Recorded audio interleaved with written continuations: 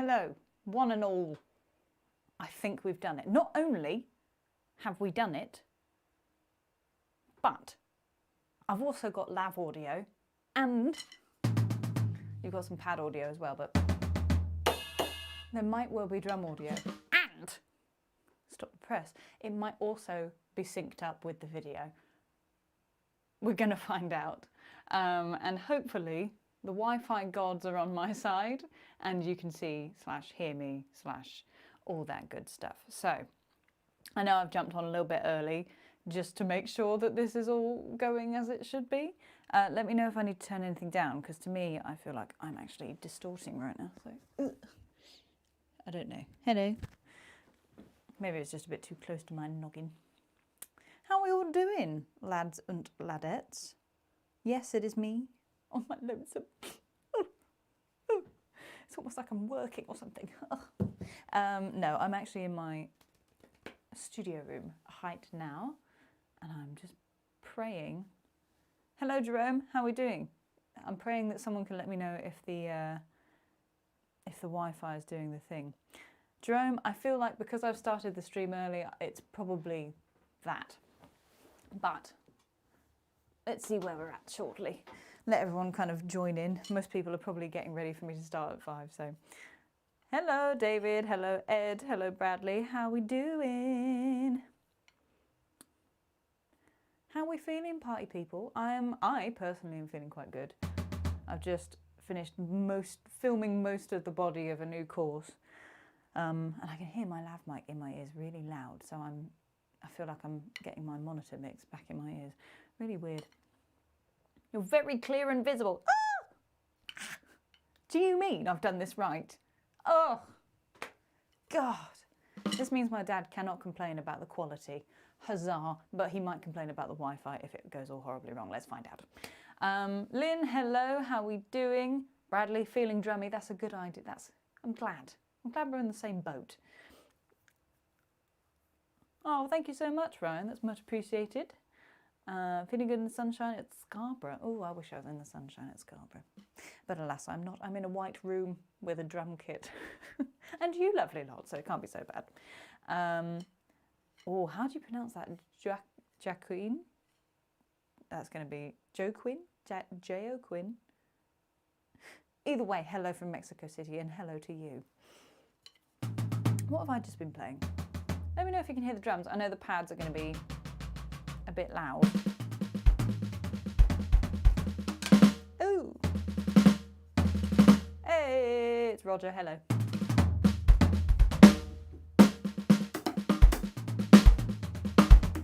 Yes! We can hear it. Okay, cool. Well, let me just double check that I'm not distorting the life out of my lav mic, because it sounds like it is in my ears, but it sounds a bit crispy, you know. Oh, we've got Donna. We've got a full house, people. Well, seeing as I'm on my lonesome and we have a drum kit available, please ask me some drum-related questions, because for once I can actually answer them. And I don't know if I'll go the full hour today, just because I want to make sure everything is done and finished, well, as finished as it can be, with this new course I am filming. I'm not going to tell you anything about it because it's a secret, but you'll find out soon enough anyway. It's involved a lot of grooves, let's put it that way. Professor Wom. Now that is a great name. Andrew, yes, was it last week? I think it was last week. I was down with a cold, but now I am feeling much better. I've actually done a gig in France since then as well. I went to, oh, I've forgotten the name of the chateau, but it was a chateau in the middle of France. Oh, it's pinging at me. It was really, really good. It was just a wedding gig, but got to drive through most of France and find out just how many tolls there are to get through France. Woof is all I'm going to say to that one. What genre would you hear an 8th note ride cymbal pattern heard often these days? Well, I mean, Jerome, you would hear an 8th note pattern on honestly everything, to be honest. If not a variation of, you know, that's in everything. You can make it more interesting but it's still got that foundation to it. But even then, if you're doing something more funky over here, you could also step the left foot if I had the hi-hat down far enough to step it. So, and yes, I know the pad sound is quite unbearable, but I haven't got a noise gate on my voice because I didn't know how to do that before we did this. Actually,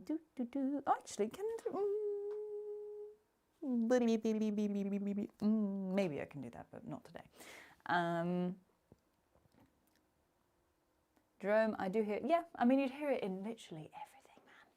Honestly, I'm just trying to think. I mean, even disco grooves,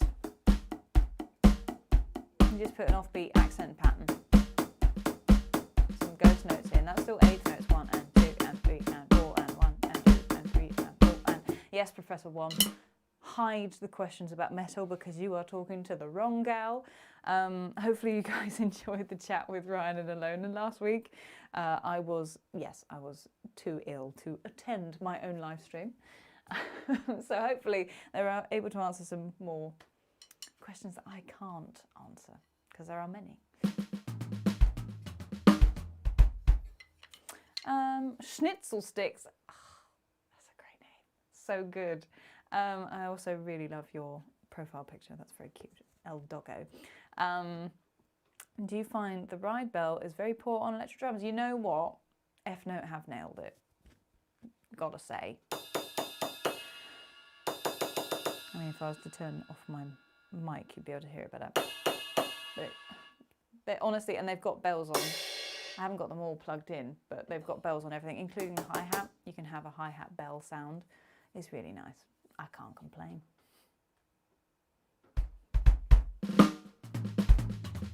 I'm starting to look into learning polyrhythms better than I do, apart from the 3/2 and the 3/4.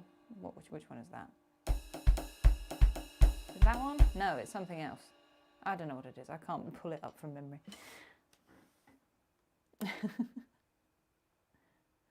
Professor Wom again. The bell on the Millennium kit is so pants. Yeah, I mean on a lot of drum kits. This obviously is your fancy top of the range kind of drum kits. So I haven't looked in the market for middle range stuff recently. But yes, it's not ideal. Not always. I personally have the struggle mostly with the hi-hat, more so than ride bells or anything. Roger, Fat Travelling Drummer, asks, do you prefer bare feet or shoes when drumming? Well, right now, I'm wearing socks because I didn't want to wear shoes in the house. But I can play with both. I do prefer like trainers or whatever. Never really do bare feet because if your feet get sweaty, it causes a lot of friction. Ooh. God, that mic is sensitive. Got my own shaker. This is the quality content that you were after, I know it is. Do you have an issue with the Millennium kit where sometimes the cymbals don't trigger? Do let us know if you do have a Millennium kit, if that is a problem. I think I've heard of that being a problem before, to be honest. I've never actually tried a Millennium drum kit, apart from, maybe I've sat on one or two, maybe, but I wasn't really paying attention. I'm probably teaching something or something. I wasn't really too worried about it. Something I've seen in videos for holding the sticks was never fully explained was how much pressure to place on the part that is gripping them. Ooh, hard-hitting questions.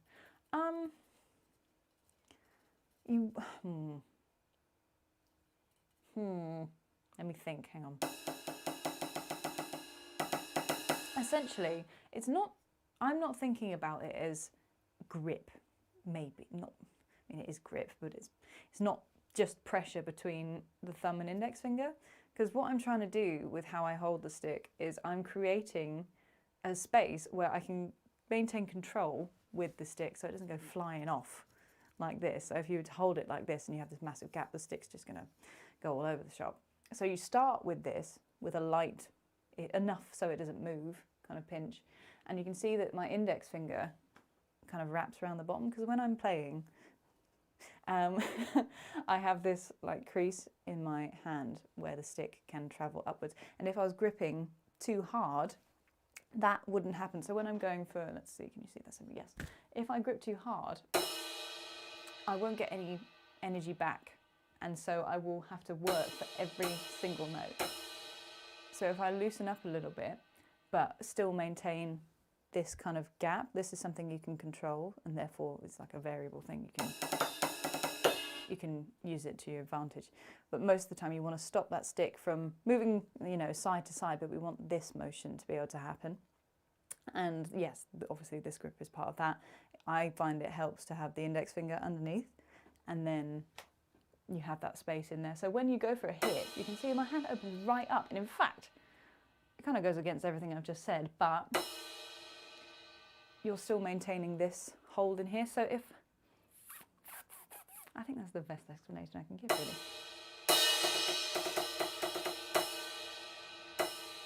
So if you practice just doing a hit and being able to catch the stick vertically, I'm actually using kind of as a resting point my knuckle as well, the top of the knuckle.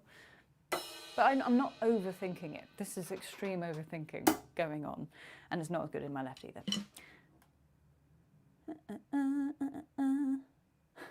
Like you're holding a baby chicken. That seems a bit... You should hold a stick like you're holding a baby chicken. How hard is that? Not very. In fact, that actually might be a good piece of advice. So like,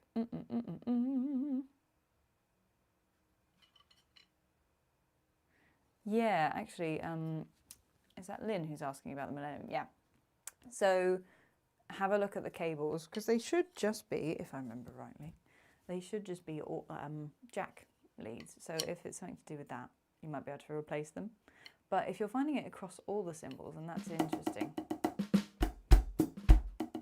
Duncan asks, what size sticks do you use? Well, right now, I'm using straight up 5As. And honestly, I like 5As. If I'm doing rockier stuff, I do 5Bs, just because you get a bit more oomph, a bit more bang for your buck. I tried to play a gig the other day with 7As, and if you're doing sustained playing, unless it's like really light stuff, I find you just lose your stamina after a while, because they're just so light, and they can break easily depending on what you're doing. You wouldn't use it for rock. But yeah, 5As, you can't really go wrong. Ja asks, how many drum rooms do you own? I own none of them. You're always in a different spot playing. Well, we try to make sure that if we're at events or stuff, then we get footage there, and then we just try and vary the content as much as possible. This is actually at my nan's house, believe it or not. Fun. Spoiler alert, yeah, I'm in my nan's house. So I don't own this house. And, the acoustic kit videos you see, I am at a place called the School of Drumming. That's where I used to teach in-person lessons. So they very kindly sometimes let me come and play and record and do other bits and bobs there. And I don't know where else you would have seen. I haven't recorded in my old bedroom before I moved for a very long time. So I'm in all sorts of places, and soon, I don't know if I'm allowed to tell everyone about this actually. I should have confirmed. I'm going to keep it stum, but there will soon be a very, very different place to play drums that can move. Donna asked, when you are playing with your electric kit, do you hear the cymbals good? On my kit, I hear a smacking of the rubber pad more than the hi-hat sound. Just curious if I'm hitting too hard or something. I would check in your settings for your whatever drum kit you've got and make sure the sensor sound, the volume is up. I had this with a Roland cymbal of mine. I still couldn't figure out, I turned up the volume on the thing and I still couldn't figure out why it was still quiet. It was just quieter than all the rest. Genuinely don't know, but I suspect Google is your friend on that one. Sadly, I've squashed countless baby chickens trying to perfect my grip. What a quote that is, my friend. What a quote. And also, why are you trying to drum with baby chickens? That's my question. The Love to Learn Drums Fun Bus. Yeah, did we mention it before, Andrew? I can't remember. But I mean, I guess the cat's out of the bag now. It's not a bus, it is a van. And we went and got it the other day. We went on a little expedition to go and get it from kind of North London. And yeah, it should be good once everything is in order. I think we're going to build extra desk and stuff in the back of it. But it holds an acoustic drum kit, so I mean, what's not to love? I think someone else who is kind of co-owning it with us, Louis, who's done a lot of our backing tracks, he's going to be doing some stuff in there as well. So hopefully, and we're using it as a podcast, I don't know how, podcast mobile, I guess. So if you do have any topics for future podcasts, it would be much appreciated, because there's kind of so many things to talk about, but when it comes to new drummers, there's kind of a limited topic base. So if there's something you want to know that we might know about, let me know. Bradley uses the smallest sticks he can find because his hands are worn out from congas. Carpentry, congas and carpentry. Now that's a combo. Yeah, and it just depends on what you're doing. Like, for example, a lot of people, I say a lot of people, I've heard that using lighter sticks on electric kits makes them last longer, for example. But it's entirely up to you, really. For a long time I was using 7As and probably shouldn't have, because I was using them for everything, because I was so used to playing on electric kits. You just don't need heavy sticks. And then I started playing gigs and tried to play a rock gig with 7As, and funnily enough, I was playing really hard and getting nothing out of them. Surprise, surprise. Stefan asks, how long have I been playing drums? That's a great question. I tell people 15 years, but I told them that about 2 years ago, so it depends on when it started. When I started hitting things, apparently I was about 3, and I don't remember any of that. But I started lessons when I was 9. So it is 15 years, I guess. It's about 15 years. Let's call it that.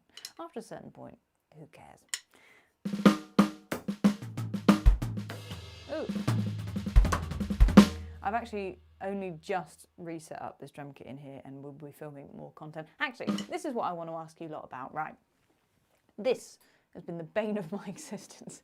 How do I decorate this room and make it more interesting? Because normally I've got good ideas for decor, but I think because this room is just so plain and so white, I don't know what to do with it. Help. I don't know how long we've been using this room now, for quite a while. Green screen, yeah, could do. The only problem with a green screen in here, because you know what, actually I do have one. Excuse me. Let's see. I need to actually check this. Oh God, I do have one. So the only thing with it is, I have a feeling it will reflect green onto my back. However, I have just moved the drum kit forward. So let's see, shall we? Bear with. Your logo in a very light grey. That could be cool. Yeah.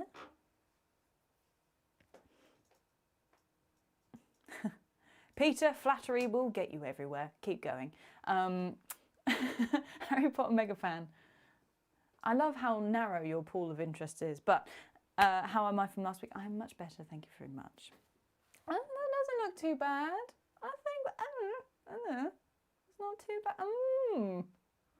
We may be onto a winner, lads. The only problem is that with this room, well, the main problem everywhere, seemingly, is that there's just no room. And this room is quite small. How's that looking? I can move this over a bit. So many things. I'm plugged into so much.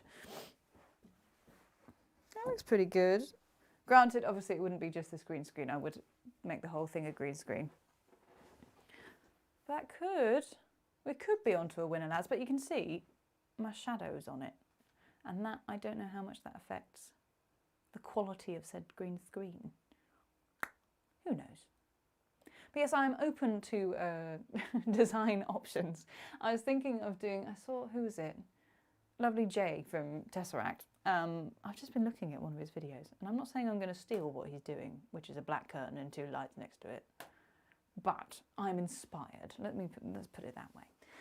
Maybe some coloured light shining on the wall. Yeah, that's what I'm thinking.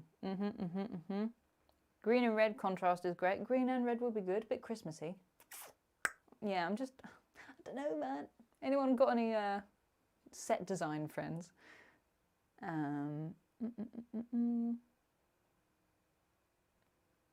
Nice East Indian rug on the wall.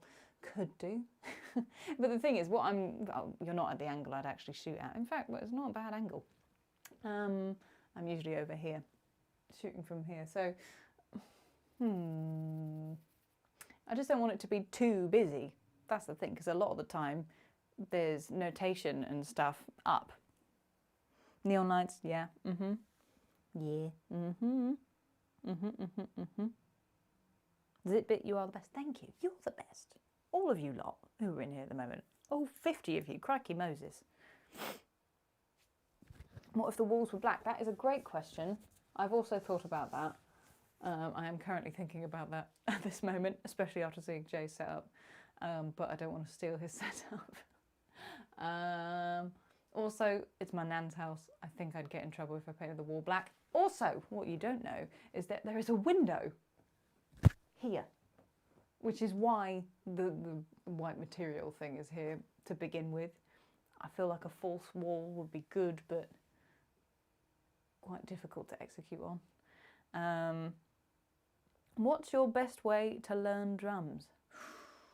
Oh, bye, Professor One. Thank you for being here. See you on the Discord. It depends what you want to learn, because it depends where you're at. I've always said that the best thing I was ever given was what I based the master groove sheets on, but obviously there's so much more to it than that. The master groove sheets are just the 16th note placements for everything. So 16th note bass drums and like one minus the hi-hat pattern. Just doing all that stuff, all of that's just 16th note based grooves, and that unlocks just about everything, to be honest, apart from fills. So you're onto a bit of a winner. Yes, yes, yes. Zane asks, what's the best way for exercises for improving independence? I'm having a hard time isolating my right hand from my right leg. Ooh, right hand, right leg. Ooh. There's a lot. That's what I'm currently calculating, what the best one would be. I mean, a classic one is quite literally just going round the kit. 3 and 4 and just getting used to that being separate, or even maybe doing paradiddles, right, left, well, I say right, left, right, kick, right, kick, right, kick, something like that. If you're just isolating those two limbs. I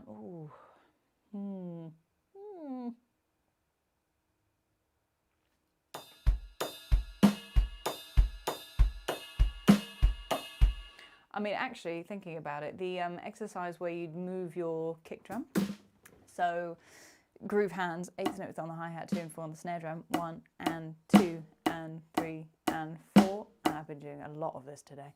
And then you put all your bass drums on the 1 and the and, so 1 and 2 and, so this is completely synced up with your right hand, and 2 and 3 and 4 and obviously you take this next one a lot slower because you're then putting all your bass drums on the E and A. So you get 1 E and E, E, 4 E, A. And then you swap back, 3 and 4 and 1 E and 2 E and 3 E and 4 E and 1 and 2. Bit awkward doing the transition and talking at the same time and thinking about it, but that's a really, really, really good one. Give that a go. I can set my kick drum to my left foot. Can I set? Not. You don't really want. You want it to have its own independence, and it depends what you're trying to achieve, as well. Because if you're a more advanced player trying to do complicated patterns and kick drum independence, it's a slightly different ball game. But the exercise I just gave you there is probably the best one. Big Wickle, great name. I play heel down. Is there an optimal way to do doubles on the bass drum? Optimal, I don't think is it's entirely up to you. And I don't have, I mean, I have a camera, but I haven't got the foot cam plugged in. Cable's not long enough. Philby. But if you look at the video I've done talking about kick drum speed, which is here on YouTube, if you just put, I don't know, kick technique in on YouTube, it will be right there. I often talk about, you can do heel toe like that. It depends on how big your feet are. Da-dum, da-dum, da-dum. But I don't recommend that for most people because you don't actually get that much control. It's good for very specific, that kind of thing, but not so good for, you can do that too, but it's not quite as controlled as if you do, so this is your pedal, this is your foot. You put your toes, stay on the pedal, and your normal bass drum hit is the weight of your leg going through the ball of your foot, right? We want to sneak an extra bass drum in with your toes on the way down to putting the weight through your leg. It's quite a quick motion, but that's probably what I would do.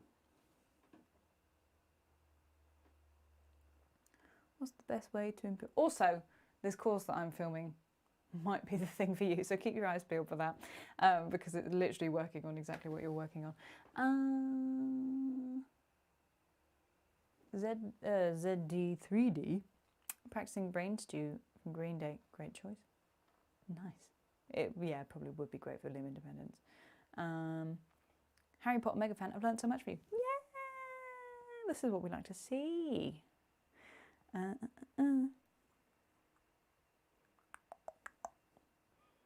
Pig wickle.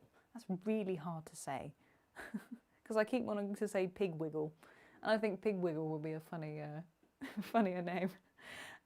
What I'm doing is a tap way down and a slight push forward. Yeah, around the middle of the pedal. So I guess that's barely. Yeah, that's kind of what I'm talking about. Yeah, it is that technique. That's what I use anyway. There are other options. You can do your swivel. You can do, I don't know if this technically counts as push. I mean, I'm meaning to work on push-pull. Well, that's hand technique. But there's one way you can basically go back and forth and get consistent. I don't know how you do it. Jojo Mayer has released a course on it, I think, in terms of kick drum technique. Something I've been meaning to work on anyway.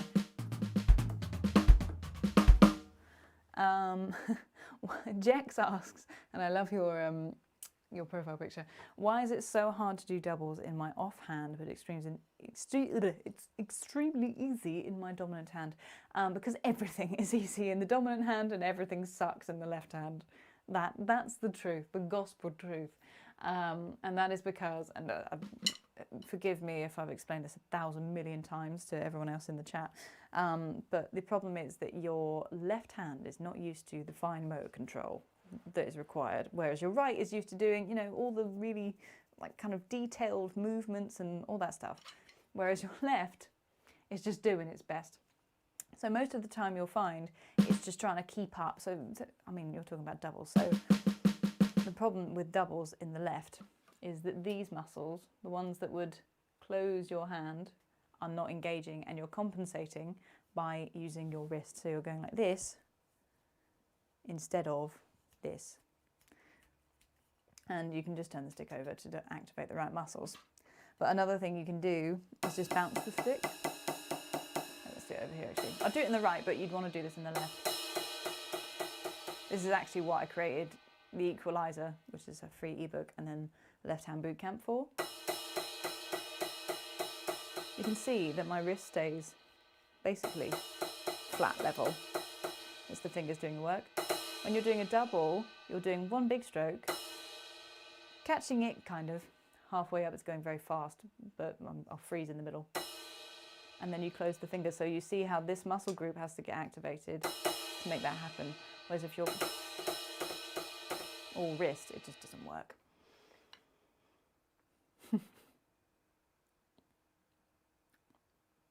Stefan asks, what do you think? Can you learn drums online, or should you learn from a teacher in the beginning? So we actually do online lessons, so we marry the two quite well. And I think me and Chris feel the same way. It's almost impossible to completely self-teach yourself. Oh, I say almost impossible. There's plenty of drummers who have gone out there and done it.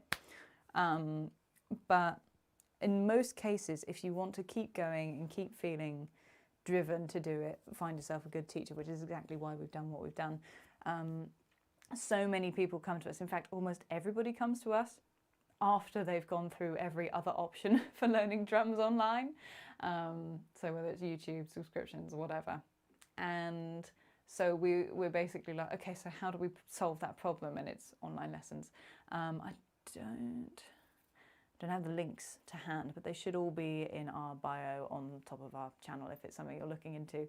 And yes, and I'm not saying that just because I'm like, yes, you should get lessons. No, there's a reason why.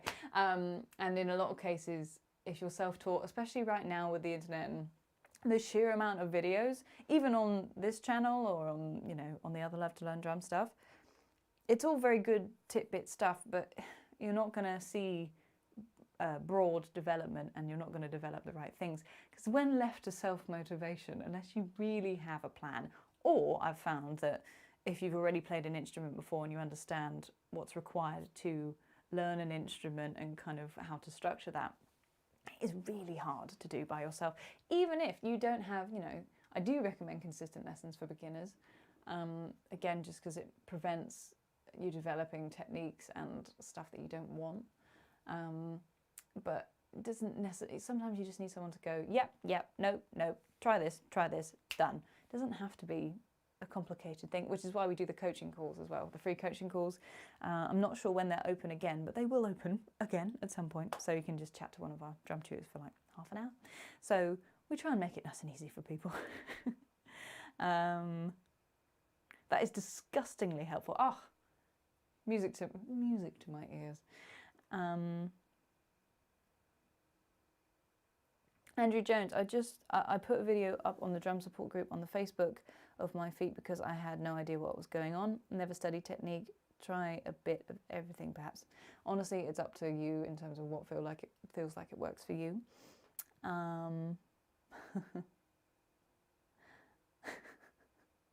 Zitbit, your humour knows no bounds. Why did the drummer break up with the metronome? It's too controlling, always ticking, never skipped a beat. Aha! Aha! Yeah, I had learning paralysis by buying every book going, yeah, honestly, it's what I call that, and it's not technically that, but it's gear acquisition syndrome. Yeah, it happens because we always think that the next best tool is going to solve our problem. We're all guilty of it, we've all done it. And actually it's just talking to a person who knows what they're talking about. That's all that's really going to help you. And the other thing about not getting one-to-one help, even if it's online, what was my point? I just lost my point. I got distracted by the moving chat. No, that has gone forever, into the ether. No one's ever going to hear that until it hits me at like 3 a.m. Oh yeah, that was it. You can have too many resources and you just need someone to direct you to what you specifically tailored to you needs. And that's very hard to do. In fact, almost impossible to do from a self-critical point of view, unless you've learned another instrument before to a standard that you're happy with, Chris, on the doubles thing, I only realised this week that my weak hand was choking the rebound for fear of losing the stick. I worked on that and got a little bit better. Yes, hell yeah. Once you get doubles, it's so good. It's so satisfying. And I didn't have my doubles down for a very long time, just to clarify. It wasn't until I did Left Hand Bootcamp / the Equalizer that got fixed. I think that was over lockdown, really, that I was developing. I was like, oh, I need to develop my left, and it just needs single stroke, consistently bounced, no wrist or little wrist, and all fingers, like one of them. And I was like, this is boring. So I put 8 notes with it. I was like, okay, can I put accents in it? Because having this isn't really very applicable. So I put the backbeat in. And then I put the kick drum in because I may as well groovify the exercise. I do that with a lot of stuff. And then I just started moving the bass drum around, getting comfortable with that.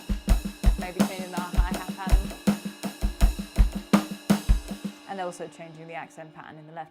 Doing it on the sucks. Or the E. Ooh, I haven't done that in a while. But yes, you see what I mean. It just means that you're working on your stamina, but also you have to have that consistent bounce going on. So it forces you to have the good technique. I just literally sit with this. And if you can't do a whole bar,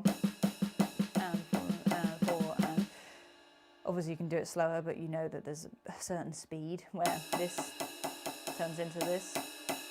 So you just need to be up at the right speed that you can just maintain it. If you can't do a whole bar, you can just do like a beat. So if you've got a bar, you just do beat 4 is 16th note. So 1 and 2 and 3 and 4 E and up. And 3 and 4 E and up, for example. Just extend it out when you're ready. And that, honestly, if you then start doing your single strokes,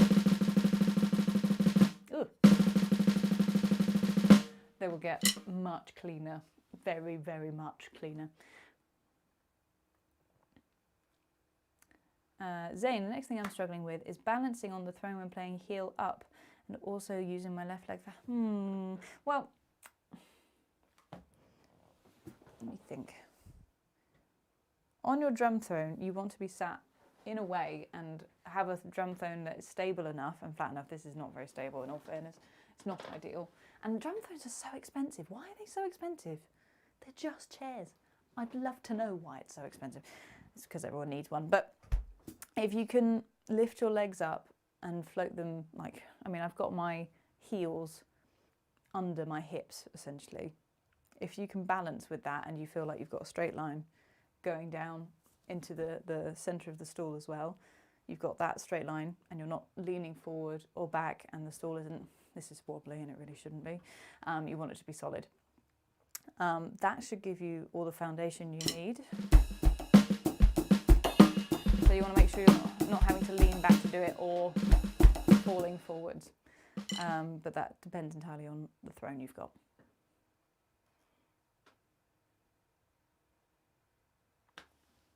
Yep. Ah, hello. I can't pronounce your name. I can't even begin to pronounce your name, but they are asking. I noticed a lot of songs have this sound, and I know exactly what you mean. It's called a buzz roll. Sometimes they're called a drag as well, and they are two different things. So a drag is just 2 quick notes. So you can hear this 1, 2, 1. Da-da. Love that. We love that. And you could call it a variation, but it's a different technique. Instead of bouncing the stick, you do a very small drum roll, like press roll. So we're pressing into the drum, but not snuffing it out so it, makes no noise whatsoever. So we're just getting tons of notes in a very short space of time, and that's a buzz roll. So we do little buzzes. I don't know. Different things are good for different stuff. So if you want a nice long extended note, you can get that out of a buzz if you get good with the technique. And it's quite hard to get sustained notes on drums. Usually you just get one and done. So if you can get, that's quite cool, and you can use it a lot when you're playing. If you're going to practice it, just practice it doing straight 8 groove. And then you put a buzz or a drag, whichever you want to practice, on the of 4. So 1, 2, and 3, and 4. Da-da, and 2. Let's do a buzz. 3, and 4, and it just helps you practice both of those. The key is letting the stick bounce, because otherwise it would just make no noise. This is good. It's great being able to play some drums. Ugh, ideal. Can you do Faith by George Michael? So I can do it for my mum. She loves George Michael. I also love George Michael. Ugh, what a voice! Faith is quite difficult because it's actually not got, if I remember rightly, it sounds like it might be a drum machine. And there's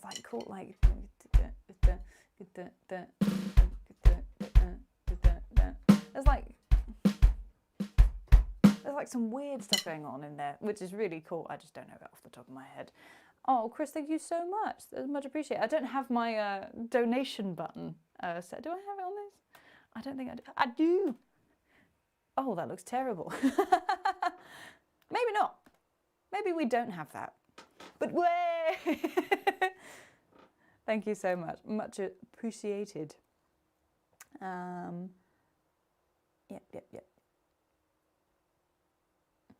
Yeah, buzz roll, my teacher called it multi-bouncing. I mean, it's kind of what it is, to be honest. As many as you can get. Yep, Yeah, it's more bums and claps, as Andrew says, than a kit beat. Yeah, I agree. It's, I really can't remember if it's a drum machine or not. I feel like it probably is a drum machine. Doesn't mean you can't learn how to do it. Bonzo. I was taught to keep my thumbs on the side of the sticks, never on top. Yeah, for consistent control. In beginner demonstrations, it's acceptable, but not when playing for real. Do I agree? There's a place for all grips, because I think thumb on top is French, isn't it? And then I think it's called American, and then you've got having your hands right over the top, which is German. Better for kind of snare drum work, I guess. For doubles and stuff, having that gap on top, American grip, helps me personally. I fluctuate between the two.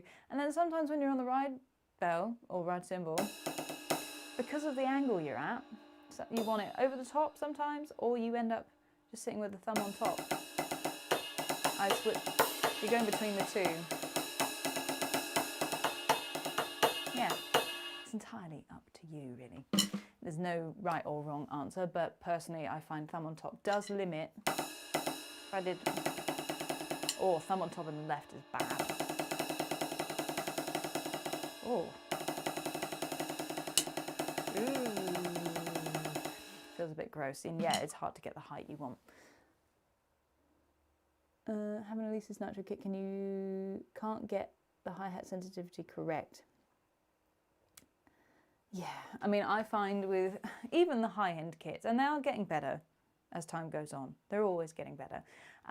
But getting hi-hats correct, and even, you know, this F-note fancy schmancy thing, it is really good. But there's still time. I mean, it doesn't help my hi-hat pedal, it's very stiff. Oh, now it's playing ball. But it's never going to be the same as a real hi-hat.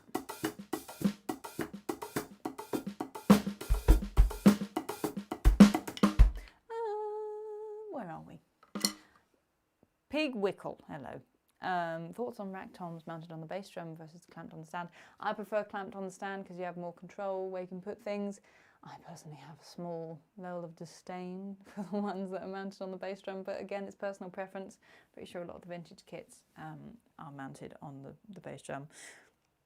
It's just hard to get the angles you want out of it.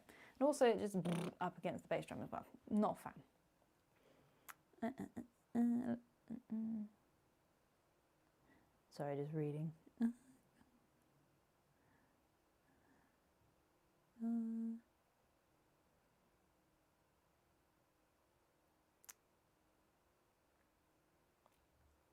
Mr. Remy, thank you so much. Mucho appreciated.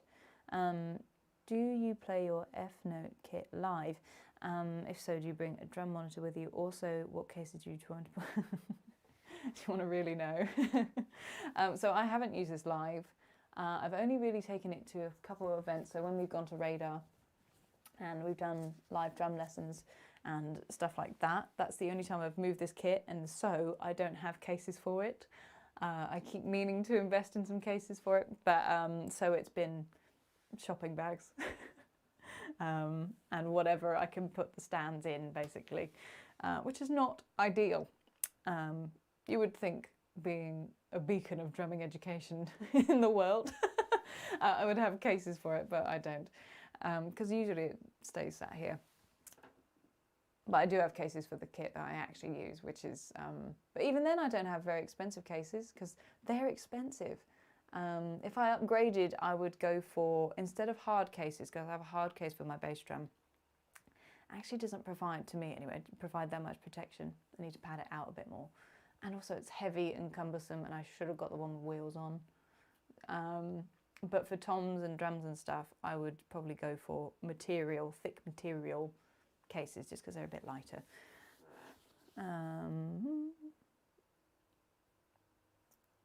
Michael says, I can't get the accents on the hi-hat when doing that wrist technique due to no dynamic range. Is that on an electric kit? Ah, Mr. Remy, thank you so much for the donation, much appreciated. Any Slipknot drumming in the future? Considering I've... First of all, I don't play double pedal. Secondly, I appreciate Slipknot, but don't choose to listen to it. It's not really my style of music. I'd have to look and see just how difficult it is to actually play. But the short answer is probably not. Probably not. I mean, I'm open to it, and I'd love to be able to teach double pedal stuff. I just don't use double pedal. So I've been wanting to do a double pedal series for ages, of me getting better at double pedal so I can then teach you. Misha asked, what are the most important things in mind to keep in mind when holding the sticks? To be honest, I feel like I answered this earlier, more so. The main thing you want to do is prevent the stifling of the stick coming up, because you getting energy out of the stick, and when people are like, let the stick do the work, that's what they mean. Being able to literally hit the drum or hit whatever you're hitting, and it was better on cymbals because they're extra bouncy, and to be able to get that much distance out of them. This isn't a practical thing, but you don't normally go for, full wallop, but you want to be able to get that height, because then you can come down again, close the fingers, and you get your double. Or you can just keep looping that motion, and you can see it has to come all the way up here.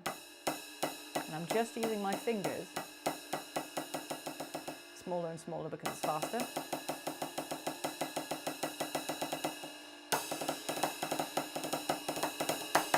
That kind of thing. So you need to make sure you can get space, and that is all dependent on this area in here. Do I know Avenged Sevenfold? Not note for note in terms of different Avenged Sevenfold song. I just took my in ear out and it's really confusing. That feels really weird. I haven't looked into it. I feel like, do you need double pedal for that? You probably do. I think you do.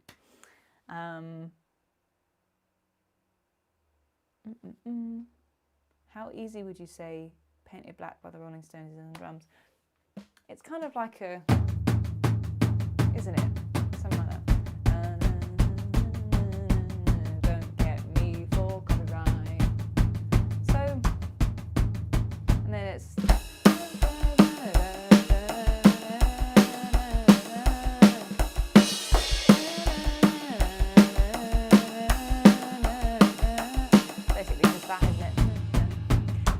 you can get away with just doing eighth notes on the floor tom, kick drum 4 to the floor, 1, 2, 3, 4, and do 1, 2. Yeah, you can sing that up with a kick drum in the left foot. Probably sounds better on some lower toms. You could, I don't think they use snare drum in it, so all toms. And then the other section groove, I'm really making this up now, but it's probably something like this.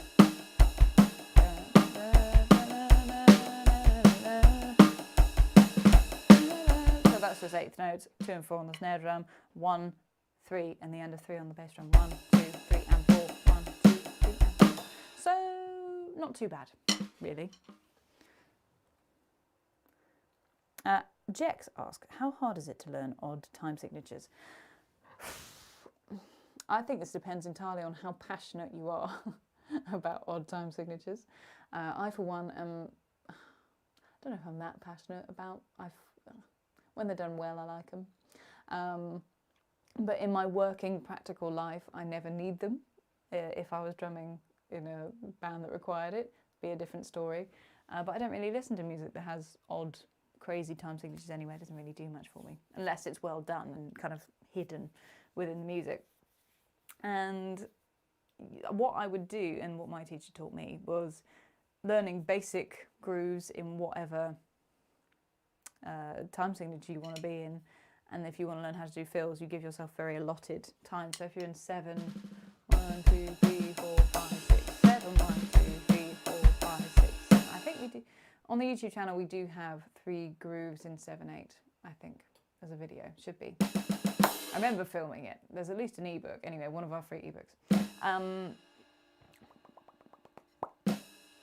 But yeah, you'd go, okay, I'm going to make beats 6 and 7 fill. So 1, 2, 3, 4, 5, 6, 7, 1, 2, 3, 4, 5, 6, 7, 1, 2, 3, 4, 5, 6, 7. And again, just loop fills over and over again until they're comfortable. That's the very simplified version. You can get as complicated as you want with that. Oh, we're having a little Wi-Fi wibble. 4 seconds or less. Okay. Give it a sec.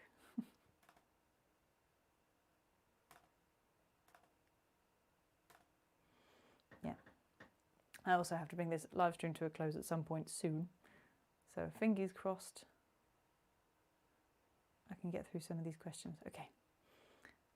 So now I've done all that explaining, loads of questions have shown up.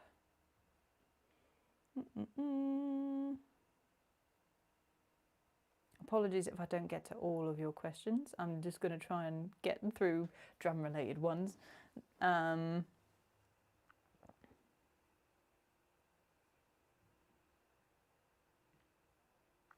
What's the groove for Bring Me to Life? Is it like You know what? I'm going to find out right now. Or can I? Let's do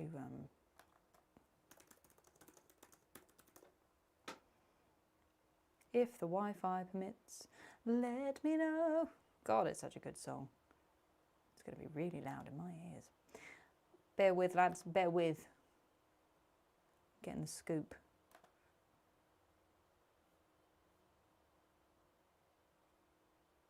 Internet, you can do it. I believe in you.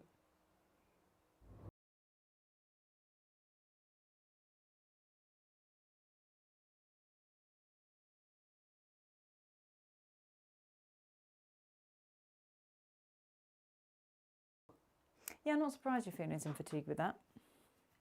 What was it? Did it?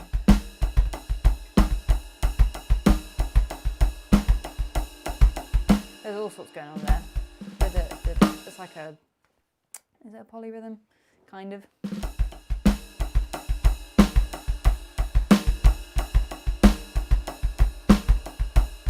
It entirely depends on your kick drum technique. You would get tired after a while, to be honest.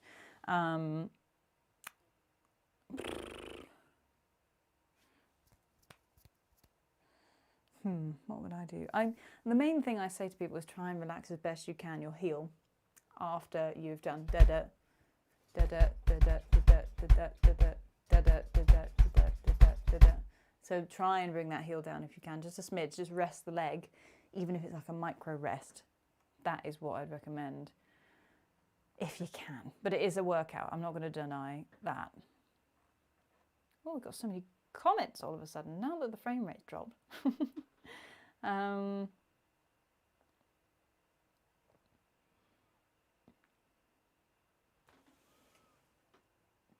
Alan Keith asks, I'm a self-taught drummer, starting to learn 3 years ago. I'm 69, retired.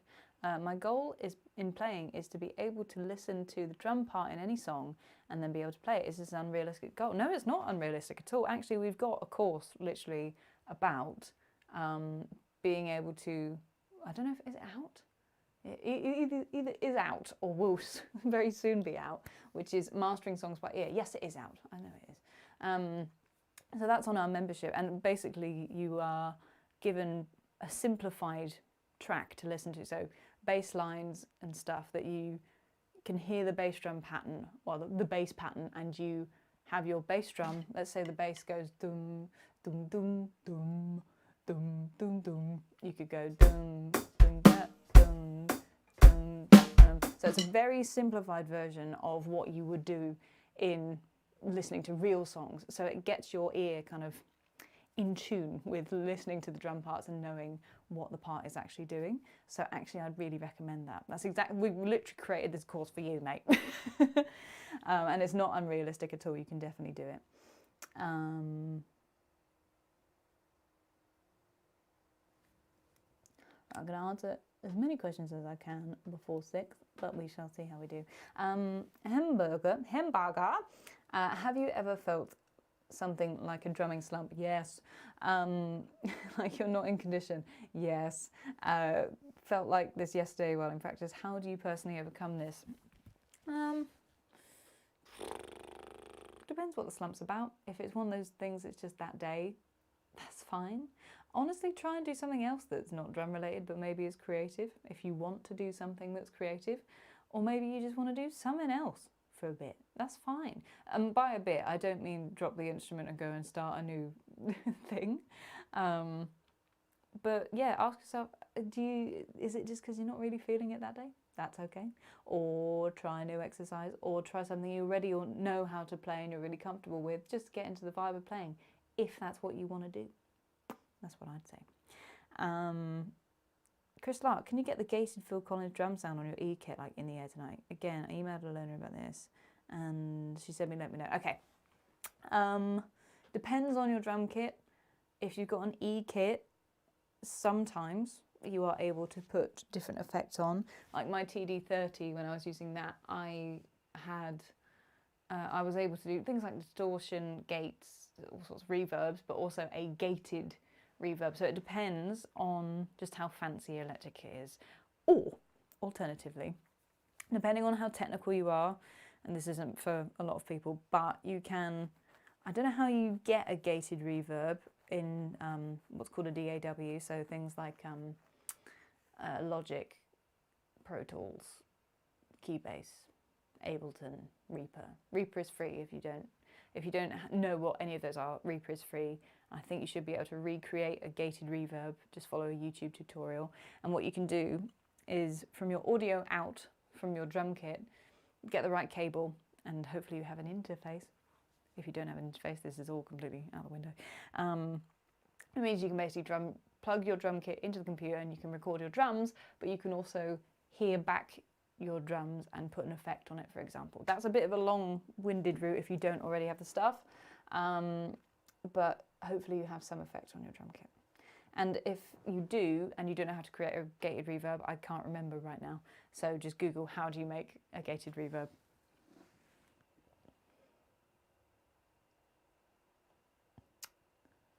Do you have any, Joss asked, do you have any recommended specific exercises for double ghost notes in shuffles? Is that like that? Is that what you mean?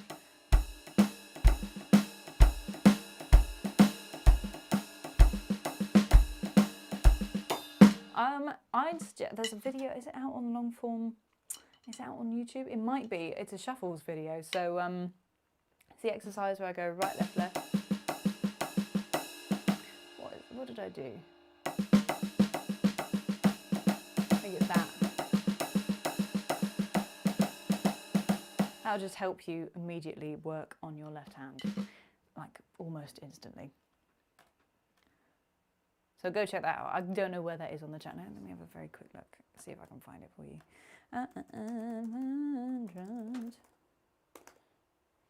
I have to learn. Didn't finish. There we go. Drooms. It is warm in here. Look at that, we're nearly at 250,000 followers. Yeah, dude. Yes. That is the one, I think. Yeah, it's literally our most recent video. I will give this to you in the chat. Boff. But otherwise, just find it on our channel. Right, I'm going to scroll all the way down and just answer a few more questions. Sorry if I missed some. There will be more live streams. I won't be here next week. I will be out doing a residential gig. Ooh, makes me sound very swanky. I'll be playing somewhere in France again. Very fun. So yeah, we should be back the week after that. Would you rather have... I'm going to keep it a drum-related question. So, Jex, I will not answer that question. Mr. Spin, you are so welcome. I'm glad to have helped. And Chris asks, on the kick drum fatigue thing, I seem to develop a ghost kick when playing and my foot gets tired. Yeah, will that go away with strength? That's a great question. Yeah, Bradley's got a good point. I still get like the kind of the feathered thing, and I think it picks up more on electric kits as well. But because if it's a spring and you're getting tired, you'll get kind of a little bit of rebounds and stuff like that. So give it time.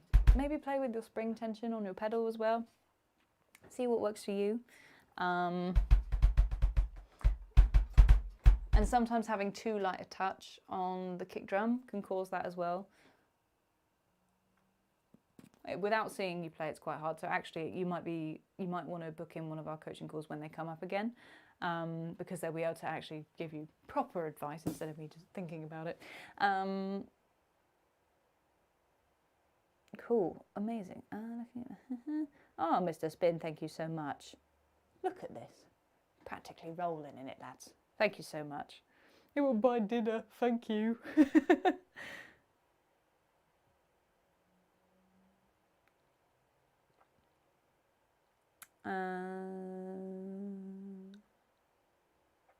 Christopher asked, looking for a Pro E kit for my studio. Do you recommend F-Note over other companies?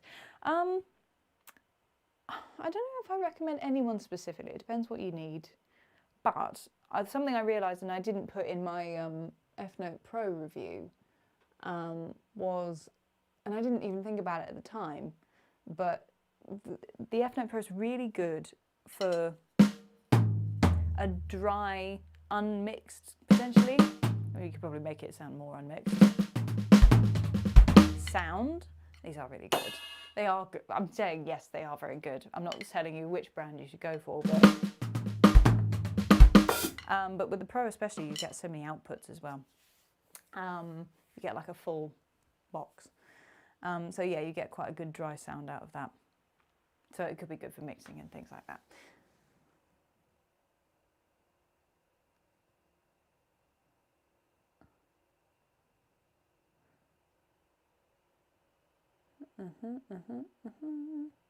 Independence. Bella is asking about independence. So it's very interesting. All you lovely lot are asking about independence. And I'm not going to tell you what the new course I'm doing is, but just keep your eyes peeled. In fact, if you're not on our mailing list, because it may or may not just go out to the mailing list, join the mailing list, and also you get free weekly ebooks, so it's kind of a win-win. But I'm not going to tell you what this course is about. I'm just saying it might benefit you greatly. Have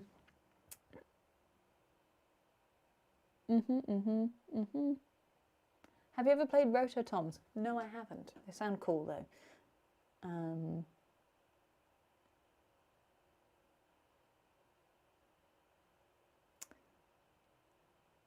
Jex asks, in the Purdy Bonham Shuffle, you need to play an accent. Someone's talking about the Bonham Shuffle. Purdy Shuffle, you need to play the accented snare and the ghost note immediately after. How do you do this? Watch the video I've actually put out on this YouTube channel talking about the Purdy Shuffle, because I go into it. Don't know why the hi-hat's doing that. You do want to play it, because if you don't, you have just big long gap. My hi-hat pedal is perishing right now. But it's about hand control. I talk about it in the video, so go check that out so I can go in more depth there.